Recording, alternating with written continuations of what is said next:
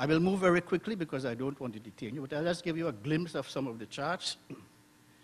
This is where we stand in the rest of the world. Well, this thing is not...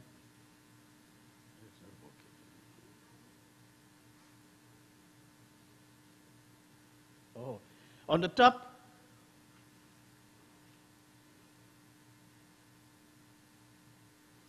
we stand at the top of the world.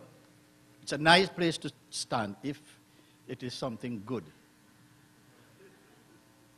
Many people feel like get up this morning feeling on top of the world, optimistic and ready for the day's challenges. In this case, we are on top of the world as a region. 100,000 in terms of homicide, murder rates, if you want to use the synonym. We are 30 per 100,000. And the rest follows. That is not a nice place to stay. And I guess that's one of the reasons Professor Goff and her colleagues decided to come here and help save us from further damnation. I promise I wouldn't be too long. I know time is of essence, but I need to justify my presence here, you see. Next one. Thank you, Chairman. Well, this tells you an interesting thing.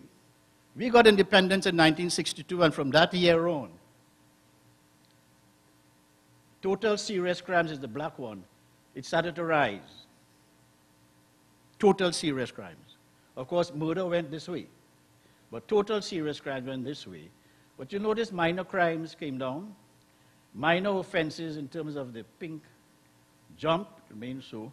But a lot of these statistics, as you know, have to do with the administration of the statistics themselves in terms of police statistics, how they're collected. And that's a whole story by itself. That's why we also need in the Caribbean, and I have a feeling governments are afraid, to put it bluntly, to do it, victimization studies. We are very weak in that respect. We can do it. I can do it. A lot of my students who are here can do it. But we need the funding. And it brings me back to the earlier question of the relationship between the funding and whether you will get further funding. Next one. Well, this is the homicide rate. Look what happens here. From 2000, it went up about 500, 600% increase, without telling you the exact raw number. And this is a very heated political issue in the country today. Such rates can put a government in power or bring down a government. That is how public concern is implicated. Next one. It tells you now the GDP and unemployment. GDP went up drastically. We are $152 billion GDP, a rapid rise from 60 million or so in 2000 because of the oil and gas revenue. Our unemployment went down, so you would say in the gross statistical manner, this is a place where there should be peace, law, and order. This is almost like paradise with a low employment rate of 5% and a GDP with such a rapid percentage increase in a few years' time.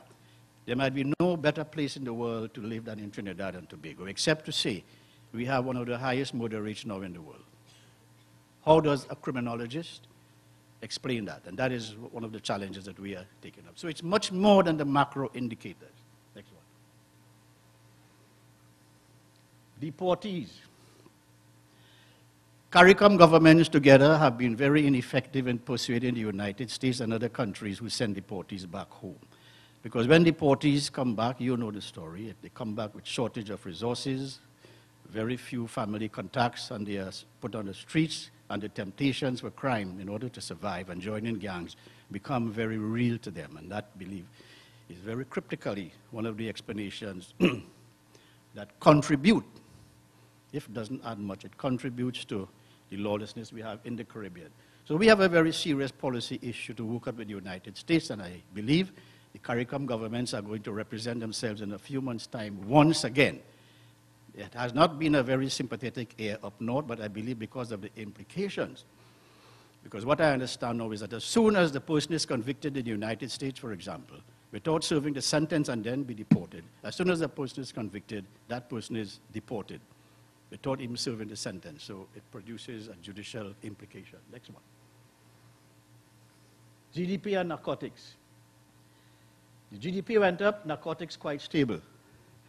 It also calls for an explanation, right? Because you would say on one hand, if you have a lot of money circulating, narcotics could be easy to buy. If you have less money circulating, crime will increase because you're fighting for turf and competition for drug trafficking will increase. So in any way you look at it, there is a lot of room for critical thinking in criminological analysis. And the policymakers and the funders should not stand in the way of what might call the truth. Next one. GDP and larceny. Again, with a prosperous country, why would larceny increase? Here again, you look at the mediating variables. Location. Is it so in the north as against the south? Is it with one class, another social class? Is it gender? So there are mediating variables to explain because the classical relationships do not stand. Next one. Woundings. All right. GDP. Next one. GDP and homicides. They are first cousins. As the GDP increases, the guns start firing. Next one. Unemployment and larceny. Well, as unemployment went down, you see stealing in the loose sense increases. More jobs, what? More vehicles, more cell phones, more instruments for criminal conduct. What is the explanation? Again, the imperative for mediating variables. I only have a few more. So, narcotics. As unemployment went down, narcotics quite stable. And there is this feeling that narcotics contributes heavily to crime. I have some serious doubts about that. There are other factors alongside that that have to be considered. You see, we can no longer get away, as the chairman trying to warn us, with fashionable excuses. We as an emerging nation and a developing society, if you want to say so, need to face the truth in order to start afresh, as it were. Next one. Well, there are two more I have. The last one is to tell you, in secondary schools, we surveyed about 60 of our 100 secondary schools in the country. We did that over a period of years, and we found these offenses quite predominant. You would see violence, these are violence, pelting, fist fight, drinking alcohol in school, fighting with a weapon.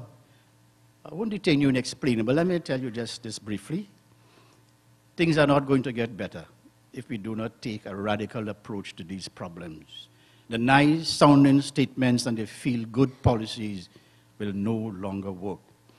And I say so with all the responsibility, with all the professional responsibility at my behest as a university person like yourself.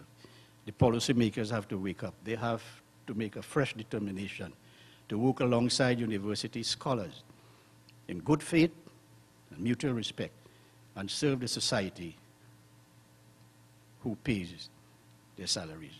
Last one. Oh yes, thank you.